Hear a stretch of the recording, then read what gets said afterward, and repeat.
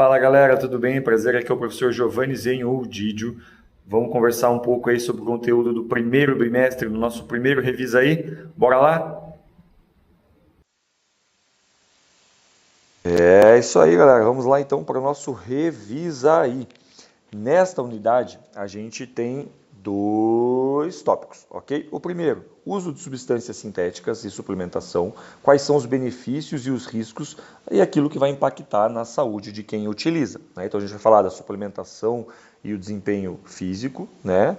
E também se o uso dessa suplementação ela é necessária e como ela funciona na prática esportiva. Mas por que as pessoas usam então essas substâncias sintéticas aí ou naturais? Os atletas, eles visam ter um corpo mais forte e rápido, principalmente visando a performance. Afinal, é disso que eles vivem, né? Eles necessitam desse desempenho esportivo. E já as pessoas comuns, elas visam um padrão corporal, essa alteração da imagem, ou buscando um aumento do volume muscular, ou buscando uma baixa da gordura corporal. Mas será que isso é ilegal na prática esportiva? Qual que é o malefício que isso acontece no meu organismo, né? E quais são as ações aí que a UADA, né, que é a entidade que cuida disso na parte esportiva, ela toma para evitar o uso exagerado dos participantes das modalidades esportivas. Vamos entender um pouquinho de tudo isso aí nesse tópico, certo? Vamos lá, suplementação e desempenho físico. Quais são os motivos que a gente usa para suplementar? Primeiro, saúde. Existem pessoas que têm deficiência na produção ou absorção de alguns nutrientes, certo? Pensando também em desempenho, para melhorar essa performance esportiva e, como já dito anteriormente, na parte estética.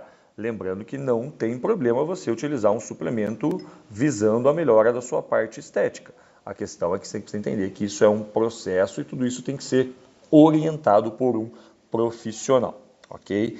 Há uma variedade de suplementos aí no mercado, né? Os suplementos hiperproteicos, então ele tem uma hiper quantidade de proteína, ele auxilia principalmente na recuperação muscular para indivíduos que fazem exercício com uma alta frequência e alta intensidade, ok? Existem suplementos hipercalóricos, o foco principal é o ganho de peso, lembrando que algumas pessoas também têm essa necessidade por ter uma estrutura um pouco menor, por fazer uma atividade física de alta demanda energética, elas também precisam ganhar peso para gastar durante a atividade. E os suplementos termogênicos, o foco dele é o gasto calórico acentuado. Ok? Lembrando que nenhum suplemento ele substitui a sua alimentação equilibrada. Esse é o principal fator para que você tenha um desempenho físico. E o suplemento também não substitui o exercício regular. Tudo isso tem que ter a orientação de um profissional, ok? Os suplementos hiperproteicos, aí o popular Whey Protein, né? Ele tem uma alta concentração de proteína, pode ser de origem animal ou vegetal. Já os suplementos hipercalóricos, ele normalmente é um composto de carboidrato, proteína e aminoácidos, e junto vão ter algumas vitaminas e minerais, e as gorduras saudáveis também, ok? Tudo isso aí pensando em aumentar as calorias do seu organismo. Lembrando que indivíduos como Michael Phelps chegou a gastar 15 mil quilocalorias, chegou a gastar 15 mil calorias em um dia de treinamento pré-olimpíada. Isso é só uma referência para vocês. E os produtos termogênicos, Didio? Quais são os riscos aí que tem da minha suplementação? Normalmente os termogênicos, eles substâncias aí como cafeína, extrato de canela, gengibre, pimenta, eles vão ativar o seu sistema de nervoso central. Okay? Eles vão aumentar o seu metabolismo e o seu gasto energético, certo? Eles podem reduzir a fadiga e também aumentar a sua resistência. Tá, mas ele só falou coisa boa, Didio. Não, ele também tem alguns riscos. Ele vai trazer insônia, ele vai trazer um aumento da sua frequência cardíaca, uma irritabilidade, pressão arterial elevada. Okay? Então, indivíduos que já têm predisposição a ter uma pressão arterial acentuada, não podem tomar termogênicos. Isso é risco de vida, risco de saúde. Certo? Ele tem um excesso de proteínas, então ele pode sobrecarregar os seus rins, né, as funções hepáticas do seu organismo, e ele tem que sim ter uma avaliação antes do uso. Quem vai fazer isso é o endocrinologista, é o médico responsável por cuidar desta área, essa atuação de suplementos aí, ok? Os anabolizantes e os efeitos colaterais. Então vamos lá. Os esteroides anabólicos, né, os androgênicos, normalmente eles têm um foco de uso clínico, que é uma reposição de testosterona, porque alguns indivíduos têm baixa produção de testosterona. Então o seu organismo não produz essa testosterona. Então, um grande exemplo de um grande atleta é o Lionel Messi, né? O craque de futebol argentino. Ele tem uma baixa produção de testosterona no seu organismo. Então, ele sim utiliza o uso clínico, né, de um anabolizante da testosterona, que é para equiparar a produção de testosterona do indivíduo comum. Não é que ele utiliza buscando ter efeitos de ganho esportivo. Ele utiliza porque ele tinha essa deficiência na produção. O seu organismo simplesmente não produzia a quantidade necessária para o seu desenvolvimento, ok? E as pessoas acabam utilizando com uso indevido, infelizmente, né, para o aumento de massa muscular. Né? O que o uso do anabolizante ele pode causar? E a gente acha às vezes que não vai acontecer com a gente, né? Só acontece com os outros. Normalmente nas mulheres causa o engrossamento da voz, o aumento dos pelos faciais e as alterações do ciclo menstrual. Okay? Nos homens, a redução natural dos testículos, né? Ela vai ser acentuada, a hipertensão e a alteração no colesterol. E tem um risco muito grande de hipertrofia cardíaca. Né, do coração aumentar de tamanho, porque o coração também é um músculo. E se ele aumenta de tamanho, vai diminuir a cavidade, ali, os átrios, os ventrículos, para que o sangue possa ser bombeado, e isso pode causar até a morte do indivíduo. Okay? A comercialização ela iniciou lá em 1935 e o uso esportivo ele é registrado aí desde 1950. Lembrando que isso é proibido aí para as práticas esportivas, ok? Existem apenas aí os casos clínicos específicos regulamentados e registrados pela comunidade médica. O uso da suplementação e substâncias sintéticas no esporte. Naturalmente, se você usa uma substância sintética proibida pela UADA, vai ser considerado doping, ok? Porque você vai estar tentando obter uma vantagem em relação ao seu adversário. Né? Um exemplo para vocês é que na última Olimpíada de Paris, né, 90% dos atletas que foram testados, apenas 5 tiveram casos positivos. Mas como eles fazem essa coleta? Né? Eles fazem visando buscar as principais substâncias proibidas pela UADA. Os anabolizantes, tudo aquilo que é estimulante, hormônio de crescimento, o GH, o HG, né, o HGH, perdão, a eritropoetina, que vai fazer o indivíduo ter menos cansaço, né, atividades de longa duração, os beta-bloqueadores, esteroides analgésicos, né, que façam o indivíduo não sentir a dor, os diuréticos para que o indivíduo perca peso e também a parte do doping sanguíneo. Né? Outros tipos de doping, né, o doping mecânico, exemplo, o uso de motor em bicicleta, né, não é no indivíduo, mas é no aparelho que ele utiliza para competir, e também dopings naturais, aí, treino em altitude para aumentar os glóbulos vermelhos, para facilitar o aumento do transporte do oxigênio. Né? Como eles fazem esse teste? Eles fazem um teste de uma coleta de urina, em aproximadamente 90 a 150 ml. Lembrando que esses testes eles não são avisados ao atleta, né? Simplesmente chega ali o fiscal, leva ele para uma cabine específica e o atleta é obrigado a fazer o teste de coleta, né? Fica só o fiscal e o indivíduo ali para esse teste. É feito a coleta da urina, né? Em 2 potes, tem a amostra A e a amostra B, uma é a prova e outra é a contra-prova, já explico o porquê. Esse teste, essa urina ela vai para análise em um laboratório credenciado pela UADA e, dependendo do que for encontrado ali, um possível teste sanguíneo. Okay? Por que eles fazem isso? Porque algumas substâncias elas saem em 48, 72 horas do organismo. Né? Então eles fazem esse teste no dia do evento, porque se ele está tendo algum benefício, ele está tendo benefício no dia do evento. Quais são as punições? Né? Normalmente multa, dependendo da quantidade e da substância que foi encontrada, a perda, obviamente, daquele recorde, daquela marca, daquele índice das medalhas e títulos conquistados do indivíduo dopado, né? E também a suspensão temporária ou definitiva do esporte. A gente teve aí no vôlei, ultimamente, o caso da atleta Tandara, que era da seleção brasileira, que foi suspensa por uma temporada, e aí ela continuou jogando e ela foi suspensa aí definitivamente do esporte. Os casos mais emblemáticos, né, para quem acompanhou há um tempo atrás, o Lance Armstrong no ciclismo, né, ele teve utilização do GH, então, e ele fez um uso por longo período, 7 ou 8 anos utilizando, e aí ele foi proibido, foi banido do esporte permanentemente, né? E o esquema da Rússia, né, da dopagem sistêmica, que a Rússia dopava todos os seus atletas, e não necessariamente os atletas sabiam que estavam sendo dopados. Isso tem uma série na Netflix muito legal chamada Icarus, né, ou Ícaro, dependendo da tradução.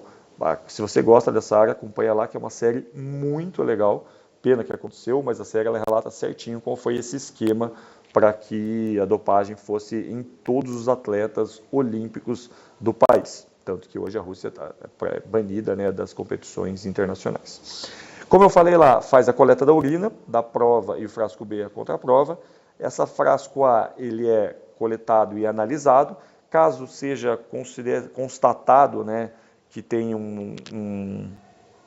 uma substância ilegal, é feito na contraprova também. Se a contraprova também tiver essa substância ilegal, o indivíduo ali ele vai para julgamento, dependendo novamente da quantidade e de qual material, qual substância foi coletada. Beleza?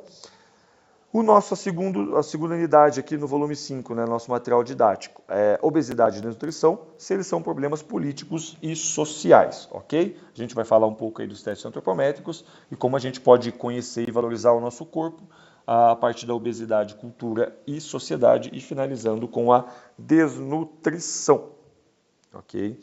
Será que a obesidade e desnutrição elas são problemas sociais? O que a sociedade pode fazer para interferir? Naturalmente, o que a gente pensa? Que a nossa sociedade ela é dividida em pessoas que possuem uma condição financeira estável, uma condição financeira abastada, né, com um potencial financeiro muito bom, e pessoas que não possuem essa condição financeira. Mas o que isso interfere na alimentação, nessa desigualdade social? A gente tem que pensar que normalmente o indivíduo que ele tem menos recurso financeiro, que ele tem menos dinheiro, ele vai optar por comprar coisas mais baratas.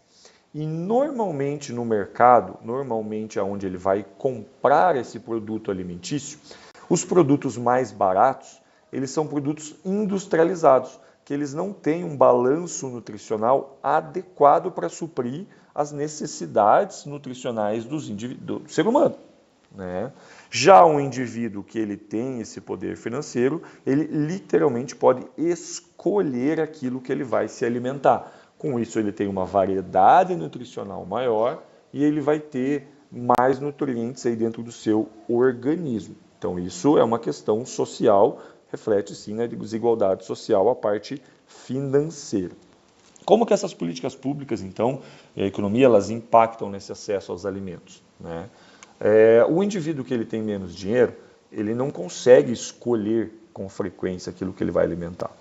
E se ele se alimenta de produtos industrializados, durante esse processo vão ter muitos corantes, vão ter muitas substâncias ali que vão fazer para aquele alimento durar mais, salgadinho, coisas que não são propriamente ditas para uma alimentação equilibrada, uma alimentação frequente, é um lanche, né? E esse indivíduo que possui essa parte financeira, além dele poder escolher, ele consegue contratar ali uma nutricionista, ele consegue contratar um profissional de educação física para auxiliar. Então, tudo isso vai auxiliar para que o indivíduo controle ou não se ele vai conseguir ser obeso, né, por conta de escolhas, porque algumas pessoas são obesas derivando de processos de saúde, né, de doenças, e outras pessoas são apenas por relaxo, né, porque não cuidam da sua alimentação e não cuidam da sua atividade física, não cuidam do seu corpo, ok? E normalmente o indivíduo que ele não tem essa condição financeira, ele não vai poder escolher ter uma nutricionista, ter um profissional de educação física auxiliando ele nesse processo de redução da sua obesidade, certo? Como que a gente faz para avaliar se o indivíduo é obeso ou desnutrido? Nós utilizamos os testes antropométricos, né? Quais são os seus conceitos principais? Primeiro, a sua aparência não define o que é saúde. Não é porque o indivíduo é magro, é esteticamente magro, que ele é um indivíduo saudável e também não é porque o indivíduo ele é obeso que ele é necessariamente um indivíduo doente, ok? Isso é importante frisar aqui. Então, os testes físicos e antropométricos, eles vão avaliar tanto a sua composição corporal, né, a questão da sua massa muscular e percentual de gordura no seu organismo. Então, existem métodos padronizados que eles vão garantir a validade, que esse já é um método testado internacionalmente, ok? Alguns fatores que interferem aí. O sexo masculino e feminino, naturalmente, biologicamente, existe uma distribuição de gordura e massa muscular de forma diferente, né? Naturalmente, o homem, por uma forma biológica, quando ele for estocar a gordura, ele vai estocar na parte do abdômen, na parte frontal ali da barriga. A mulher, geneticamente, ela vai estocar essa gordura nos tríceps, né? Na parte de trás do braço, na parte lateral da barriga e também na parte embaixo do bumbum ali, vamos dizer assim. Então, são situações biológicas que são questões definidas por sexo, pelo gênero do indivíduo, ok? Naturalmente, a idade, né, as alterações hormonais, elas são intercorrentes dependendo de quantos anos tem esse indivíduo, né? E a etnia, né, porque ela define principalmente a estrutura genética do indivíduo. Quais são as medidas corporais que a gente avalia ali nos testes antropométricos? Então, a idade, a massa corporal, a circunferência do quadril, a envergadura, a altura e a circunferência da cintura. E ali ao lado tem como é feita essa avaliação, esse aferimento, né, desses dados. Ok? Definição de obesidade. O acúmulo excessivo de gordura corporal. Lembrando que essa gordura ela não fica só fora do organismo, vamos dizer assim, né, embaixo do subcutâneo, ela também fica organismo, então ela fica dentro das paredes dos vasos sanguíneos, dentro dos órgãos, e aí que entra o grande perigo, né? É uma classificação ali pela Organização Mundial de Saúde do IMC acima de 30, cuidado com isso, a gente já vai falar o porquê, tá? Mas as causas principais da obesidade, elas são relacionadas à genética, uma predisposição familiar, ao ambiente, né, o acesso aos alimentos, a que tipo de alimento esse indivíduo tem acesso na sua geladeira, na sua despensa, né? Ao sedentarismo, sem dúvida, é os fatores principais ali da obesidade, e principalmente a parte comportamental. Quais são os hábitos que o indivíduo obeso tem? Normalmente ele vai ter hábitos inadequados, né? Hábitos inadequados na hora da refeição e hábitos inadequados na hora da atividade física. Por que eu falei para a gente tomar cuidado ali com a parte do IMC? O nosso IMC, o que é? O peso pela sua altura ao quadrado. Faz essa divisão, você vai ter o dado do seu IMC. Aí na imagem, a gente tem dois indivíduos que têm o mesmo IMC, que é 33. Segundo a Organização Mundial de Saúde, acima de 30, o indivíduo já é considerado obeso, certo? Então a gente tem indivíduos com a mesma altura, tem indivíduos com o mesmo peso, com o mesmo IMC, mas visualmente o indivíduo ali da esquerda, ele não está com obesidade, diferente do nosso indivíduo ali da direita. Isso acontece porque o peso ele não é considerado se isso é uma massa magra ou se é um percentual de gordura elevado. E aí está o principal dado que a gente tem para definir se o indivíduo é obeso ou não. O percentual de gordura daquele organismo. Quais são os principais riscos à saúde de ser obeso? Principal, doença cardiovascular. Né? Você pode ter um entupimento de uma veia, entupimento de uma artéria, porque essa gordura pode fechar as paredes ali e impedir a passagem desse sangue ou aumentar essa pressão arterial. Né? Diabetes tipo 2 e, como eu falei ali, hipertensão arterial por conta do aumento, da diminuição, né, do calibre ali do vaso sanguíneo. Os impactos sociais, né, a parte do estigma e a discriminação social, infelizmente, ela acaba acontecendo com indivíduos acima do peso, e impactos econômicos, porque tem um custo elevado para o sistema de saúde que ele tem que tratar e remediar a obesidade. Isso é uma necessidade de política pública de saúde, ok? Então, a obesidade, ela corresponde ao excesso da gordura corporal em quantidade que determina prejuízo à saúde do indivíduo. Em contraponto, nós temos a desnutrição. Didi, um indivíduo que é obeso, ele pode ser desnutrido? Sim. Então, o desnutrido não é somente aquele indivíduo que é magérrimo, né? O indivíduo desnutrido é que não tem os nutrientes necessários para viver em bem-estar, viver em qualidade de vida, certo? Então a desnutrição é quando o indivíduo não faz uma alimentação balanceada, uma alimentação adequada, lembrando ao começo dessa nossa unidade que a gente falou que normalmente indivíduos que não têm condição financeira não conseguem fazer esse balanço aí dos nutrientes que ingerem, então dessas vitaminas e desses minerais que são necessários para que o nosso corpo funcione ali em equilíbrio, certo? Então, mais indivíduos obesos que comem só gordura ou que comem muito excesso de carboidrato podem sim, sem dúvida, serem desnutridos. Aqui a gente tem um mapa, né, da fonte do IBGE, onde no Brasil, nessa distribuição dos indivíduos são desnutridos. Então a gente vê aqui que na parte rosa do Nordeste e a parte verde do Sudeste é onde tem a maior concentração da desnutrição no nosso país. Estratégias para a gente prevenir essa desnutrição. Sem dúvida, um planejamento agrícola. A gente tem que lembrar que o Brasil é um país agrícola, apesar de a gente viver em grandes centros urbanos, a maior área do nosso país ela é de atividade econômica agrícola. Okay? Redução dos custos dos alimentos para facilitar o acesso desse indivíduo aos alimentos que tenham qualidades energéticas e nutricionais. Apoio aos pequenos produtores, né? Prioridade à alimentação infantil, porque se o indivíduo ele fica desnutrido desde a sua infância, a chance de ele ter uma sequela ou alguma doença por conta da desnutrição ela é muito alta. E a conscientização e educação da população da necessidade de se alimentar de forma correta. Okay? Com essa proteção social, você previne a desnutrição, você previne também a obesidade, isso gera menos custos para o sistema público de saúde, certo? E as pessoas, a população vive de uma forma mais adequada. Aqui a gente, para finalizar, a gente tem um quadro aí distinguindo, né, das diferenças da obesidade e da desnutrição, né? Obesidade, excesso de gordura, e desnutrição, deficiência dos nutrientes. As principais causas da obesidade, genética, ambiental e comportamental. As principais causas da desnutrição, insegurança alimentar, pobreza e doenças. O impacto na saúde da obesidade, doenças crônicas, doenças cardiovasculares e diabetes. Impacto na saúde da desnutrição, atraso no crescimento e a baixa imunidade. Como eu posso prevenir a obesidade? Alimentação equilibrada e atividade física. Como eu faço para prevenir a desnutrição? Acesso aos alimentos, suplementação quando necessário. É isso, galera. Finalizamos aí então nossa primeira unidade aí do ano.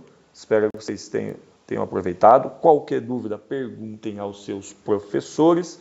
Nos vemos por aí. Tchau, tchau.